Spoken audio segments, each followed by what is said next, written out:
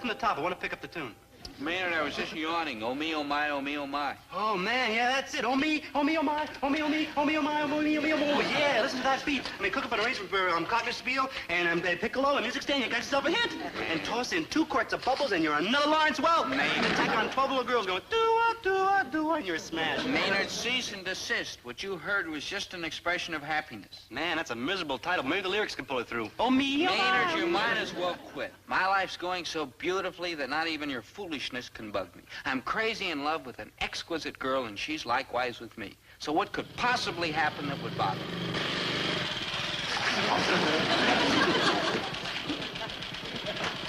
Any more questions? Of all the nutty nut... Cousin Virgil. Gee, it's great to see you. Welcome. Howdy, Cousin Dobie, you handsome devil, you. Oh, hello there, Melvin or Marvin or whatever your name is. I think that's Maynard. Who says you're welcome?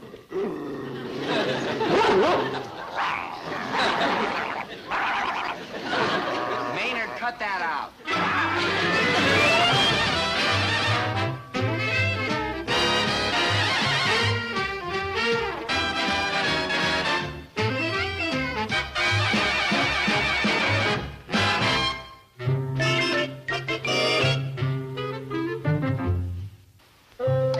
I want to apologize for the way my cousin Virgil was greeted by Maynard and that stray dog. That's Maynard on the right.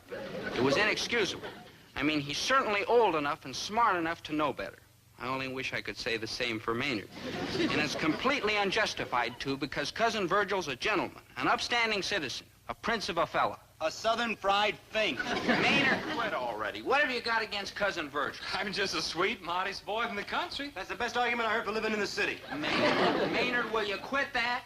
After all, Cousin Virgil never did anything mean to you. True, and that's why I don't trust him. I mean, anybody's nice to me, he's got to be rotten. Well, no, friend, you can set your little heart at ease. I ain't staying in town. I was just passing through, and I dropped in to say hello. Why are you going to drop out and say goodbye? It's hail and farewell, Cousin Dobie. I'm heading for that big city, Cleveland. Goodbye. Goodbye. The time has come for me to start climbing toward the goal of every eager, ambitious, red-blooded American boy. No, become president, huh? Nope, marry money. You Key wreck. You see, I figure I've been a little fish in a little pond long enough. Now I'm heading for that big pond where I can catch me a rich fish. A young lady with money whose pappy's gonna set me up in business so's I can live happy ever after. Hello, Dobie, darling. Sorry I'm late, but I was downtown buying a new yacht. The old one was wet.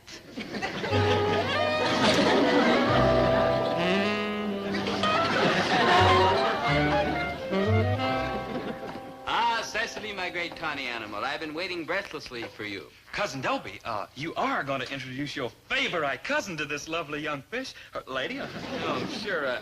Cecily Atwater, this is my cousin, Virgil T. Gillis. I declare, Miss Cecily, you are the nicest sight I done seen since the last time I spied the peonies a-bloomin' amongst the black-eyed hominy grits.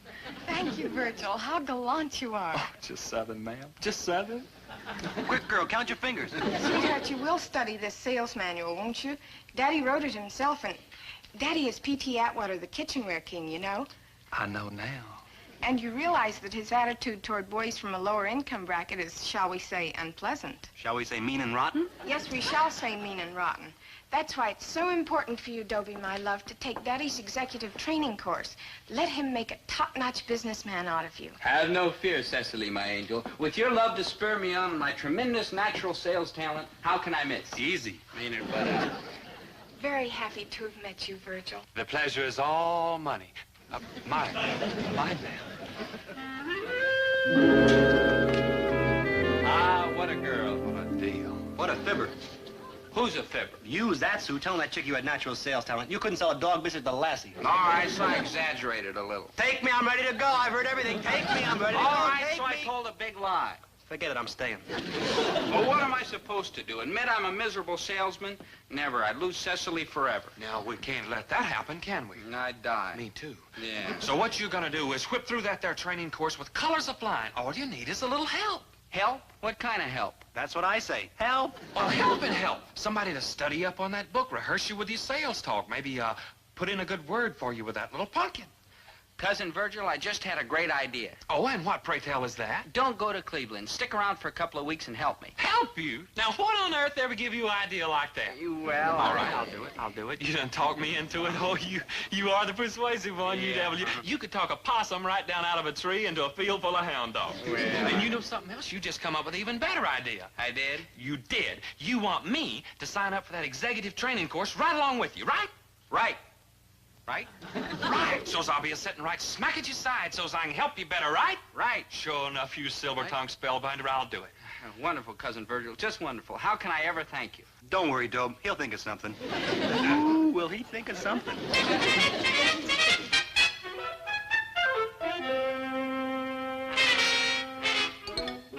Oh, forget it, HF, baby. I'm not mad at you for striking me out in a company softball game. Everything's fair and loving baseball. As a matter of fact, that's one of the things I wanted to talk to you about. First, I want to congratulate you on that great fastball of yours. And secondly is to tell you, you're fired. Pick up your check and get out, you bum. Who the Sam Hill are you? I am Virgil T. Gillis, and I am here to sign up in your famous executive training class, Mr. P.T. Daddy. Atwater, sir.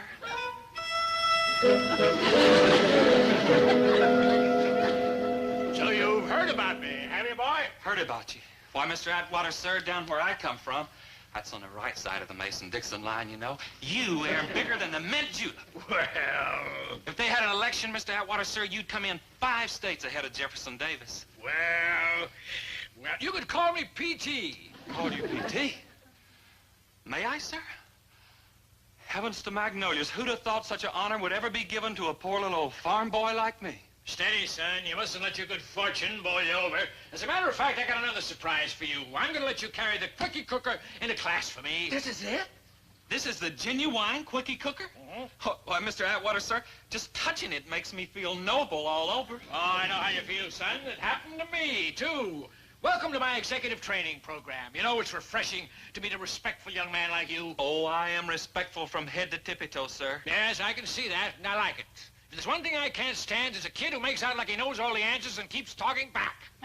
Cousin Virgil, you say the way to handle Mr. Atwater is to make out like I know all the answers and keep talking back? Right, Cousin Dobie, you gotta treat him rough and tough and aggressive. Golly, Cousin Virgil, I'm confused. Yeah, when he's through with you, he's going to be very befuddled. Maynard, that's befuddled and lay off Cousin Virgil. Well, thank you, Cousin Dobie, but don't get mad on Morton here. That's just his little way. I still think that's Maynard. Let me tell you how I got this scheme figured out.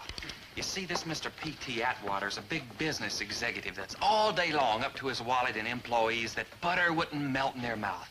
They're yesing and sirring and toadying up a storm. So now, if you're smart, what do?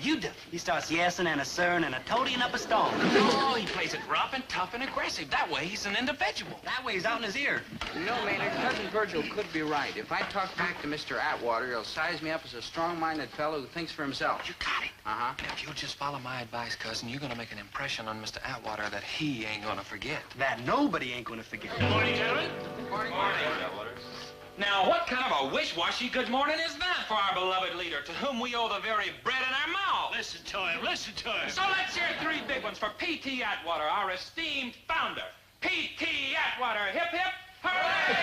Hip, hip, hooray! Hip, hip, hooray! Stay put, Cousin Dobie. Be a leader, not a follower. Well, I'm very grateful to you trainees in the P.T. Atwater Executive Management course. Land of goshin', what a catchy title. I thought it up myself. Now, gentlemen, let's see how you've been coming along with your homework. Question. What is it hungry folks are itching for? A quickly cook in my kitchen, sir. Good. And what's the greatest treat for the family's tummies? A dinner for all from the quickie cooker, right? Right. Well, that's excellent, gentlemen, excellent, with one exception. You, DOBIEGILLIS. Yeah, that's Dobie, sir, with a beat. Unless I'm mistaken, I didn't hear you sing out the quickie cooker slogan. Oh, no, sir. You're not mistaken. He didn't. Hey, come Not on. a single solitary word. I wrote those slogans myself. Is it possible you have some objection to them? That's exactly what he's got, sir. Objections, and lots of them. Oh, would you care to name them? You bet he'd care to name them. Name them, Dobie. Well, He says they're stupid, corny, and idiotic. Them are the words, ain't they? Well, That's what he says they are. Stupid, corny, and idiotic. Right? Right.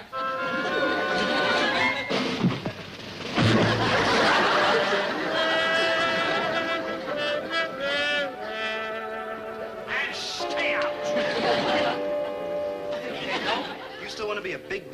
typhoon? Maynard, that's tycoon, and I've got my doubts. Yeah, you also got no chance to stay in that training class thanks to your crumb-bum cousin Virgil. Yeah, cousin Virgil. I wonder how he's taking this. It's a pity. A low-down crying pity. Yep, it looked like I was sunk, but that's when fate stepped in. Well, not really fate. Fate was never put together so interestingly.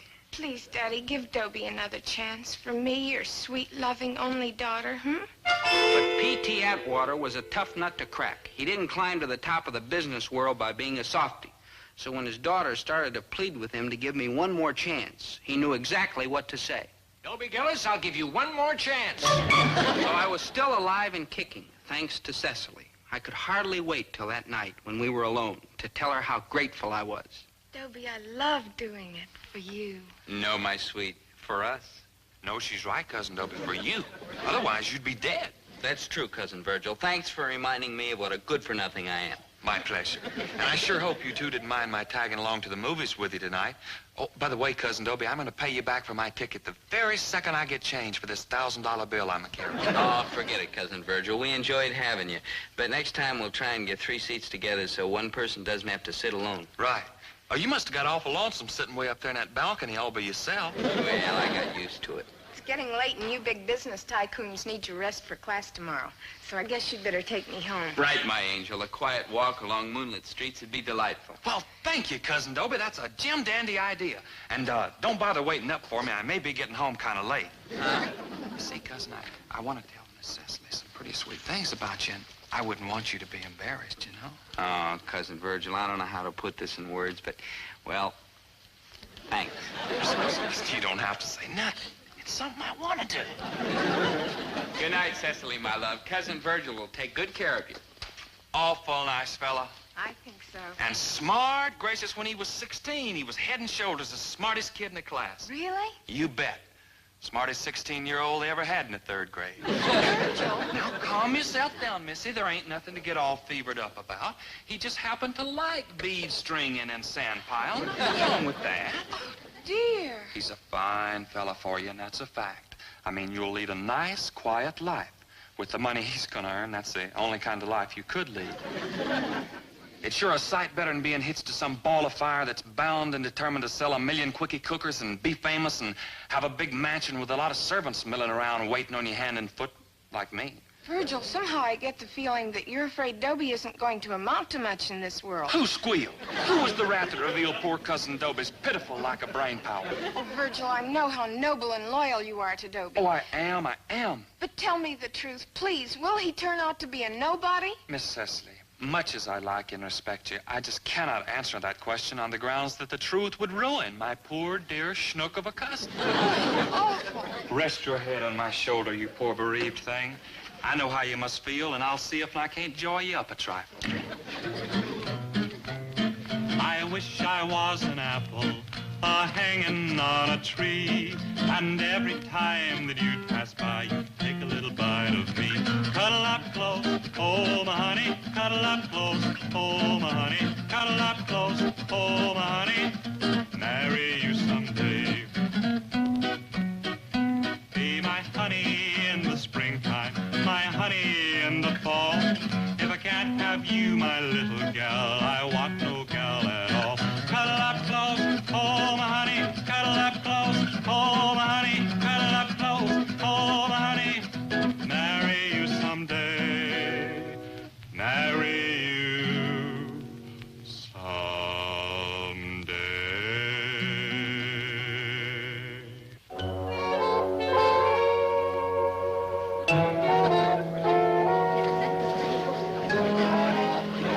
You realize, of course, my fair lady, that I was just doing that for my cousin Dobie. It's my duty to let you know how he feels about you. Virgil, you're so thoughtful. Oh, I am. I'm thinking every minute. Mr. Gillis, I think I made a mistake in allowing you back in the class. Oh, no, sir. You won't regret it. Yes, he will. I had to go along with a lame brain there. You're welcome. But I promised my daughter, reckless fool that I am, so let's push on. This gentleman is the quickie cooker. You'll never get it off the ground. So simple a child could operate it. I can? We put the raw ingredients in here. Cabbage, carrots, potatoes, And squab. Only just arrived from the market a few moments ago. Now the quickie cooker will take over. Now watch carefully, gentlemen, and you will see one of the electronic marvels of the age, courtesy of P.T. Atwater. I shall set this control at normal speed, and this one at 10 seconds. The quickie cooker is beginning to operate in all its glory. Perfecting this marvel took a man with tremendous brain power, imagination, and ingenuity. Fortunately, I had it. Now we're ready. Observe, gentlemen, the magnificent finished product. A delicious meal prepared in a jiffy. Jiffy? Looks more like a plate. Now ignore that idiotic remark and pass this finished plate of food among you so that you may see the results of a genius at work. And no sampling. Here's your chance, Cousin Doe. Chance? Right. Look how all them other fellas is toadying and yesing and telling him how good it is. It's disgusting. I'm the disgustingest.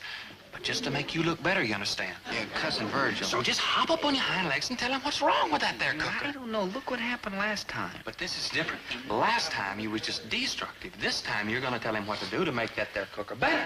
But Mr. Atwater, sir? He don't like that cooker. He don't like the cooker. Right, he don't like it. And he's gonna tell you how you can improve it. Improve my cooker. Yep, that's what he says. What's wrong with it? What's wrong with it? He says there's plenty wrong with it. Tell him, Doe. I don't think there's anything wrong with it. It looks fine to me. He says it's ugly. Ugly? He says it's clumsy. Gee. That's what he says. What? You say there's only one thing to do with it? Throw out the whole mess and start all over again? DOBIEGILLIS, that's rank insubordination. He says he's going to show you what to do. Come on. Yeah, Come Cousin on, Virgil. I want you to show him how them nutty-looking handles is in the wrong place. No, Cousin Virgil. Now, I want you to speak your mind. Let me sit down, please. I don't want to... No? Show me. Those are the pressure gauges. The handle's on top, you nitwit. Well, nobody's perfect. But was I discouraged just because the class laughed at me and P.T. threw me out and Cecily wouldn't speak to me anymore? You bet I was. But I knew there was still one way I could get back into the running. If I turned out to be a crackerjack salesman, if I sold more quickie cookers than anybody else in the class, then P.T. would forgive me. Cecily would take me back and everything would be rosy again. The question was, could I do it? The answer is not never in a million years. I've got to do it, Maynard. This is it. All or nothing. Sink or swim, life or death. Salt or pepper? Have you got the cooker? Check. Sales manual? Check. Prospect list? Check. Then what are we waiting for? You're standing on my foot.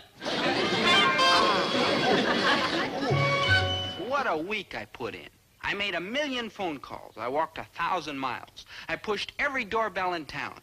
And then came the day of reckoning. The day everybody had to report his sales total. Maynard carefully checked and rechecked my total. What's the check and recheck? What you got is zero. You're sure? Better not ask me to check it again. You could come out with minus. My life is over. I'm doomed, doomed, doomed. No, don't give up, good buddy. There's still Cleveland and another town in Mississippi, Mexico. Yeah. Howdy, Cousin Dobie. How you doing? Howdy, Cousin Virgil, and miserable.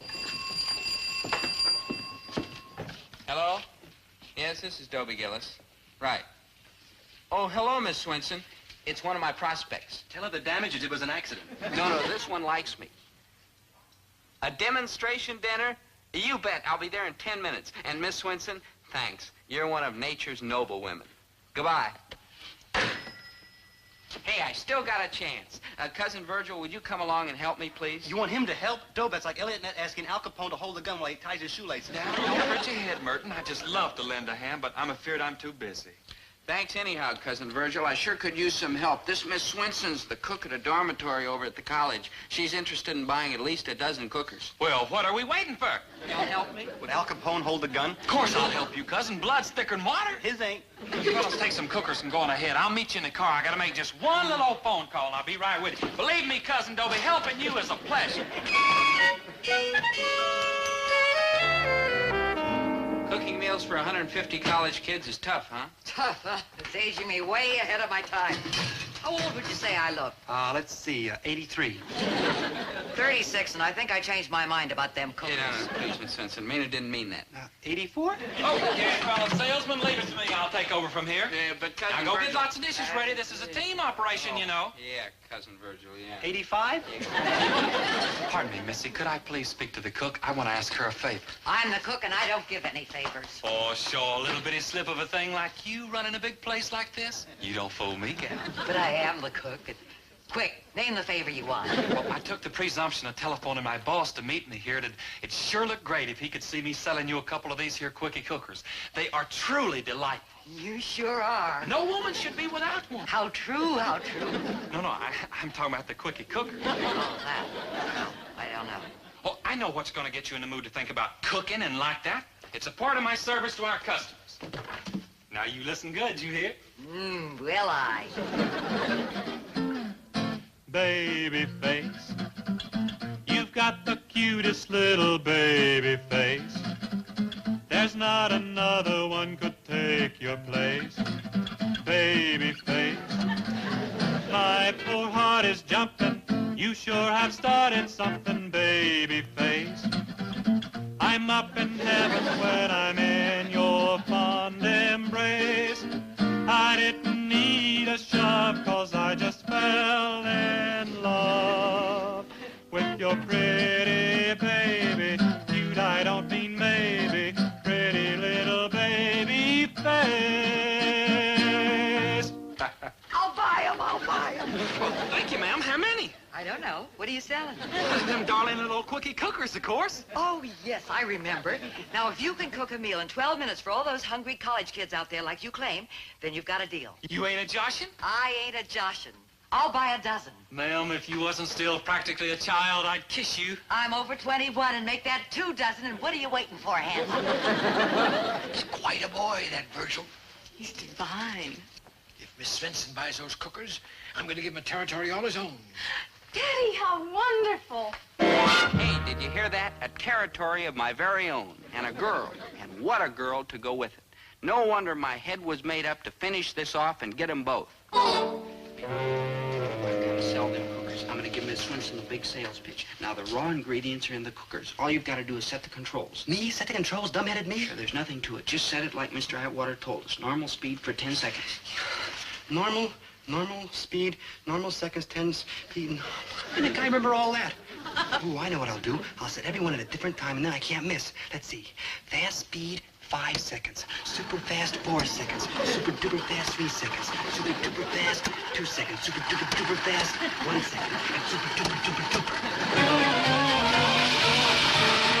Take my word for it, Miss Swenson. The meal you're about to taste is 1,000% more delicious than the meals in the finest restaurants in the world. Mouth-watering, delectable, exciting. Oh, what a thrill you have in store, my dear lady. Now, hold on, Buster. I I believe my assistant, Mr. Krebs, has finished setting the machinery in motion for the dinner of a lifetime. Now, come with me and be prepared for a great surprise. This could only happen in America, as you'll see.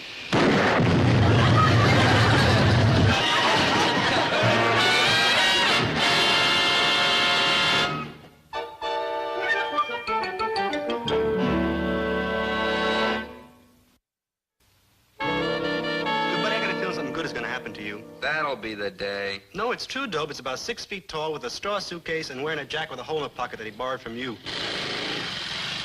Oh, I come to say so long to you all. Well, it's about time. Good luck, Cousin Virgil. It means good luck to Cleveland. Oh, I ain't going there, Milton. I'm headed for the Southern Territory to sell quickie cookers. Good luck to the South. Well, thank you, Mervyn. We appreciate that. I still think that's Maynard. We? Oh, goodness gracious, everything's slipping my mind in all the excitement. Why, me and Cecily, of course. That pretty little pumpkin ought to be here right now. You and Cecily? Oh, here she is now. Hello, Virgil, darling. Hi, old dumpling. Well, you know how it is, Cousin Dope. Just one of them things. Old Dan Cupid's dart went plink right in this little heart of mine. You should have used a bazooka. Sorry I'm late, Virgil Pie. Well, that's all right. Just so you're here at last, Lamb Chop. Now, let me take that bag and put it in a scooter, and we'll get moving. No, sweetie face. We'll have Dobie send us the luggage at Daddy's Southern office. You won't mind, will you, Dobie? Well, whatever you say, my blossom, but there's plenty of room for the two of us in that bag in that scooter. Oh, no, not now. Look. Well, don't just stand there, Virgil. Every door in the Southern Territory is waiting for our knock. Come in, Mr. P.T., sir. Come in.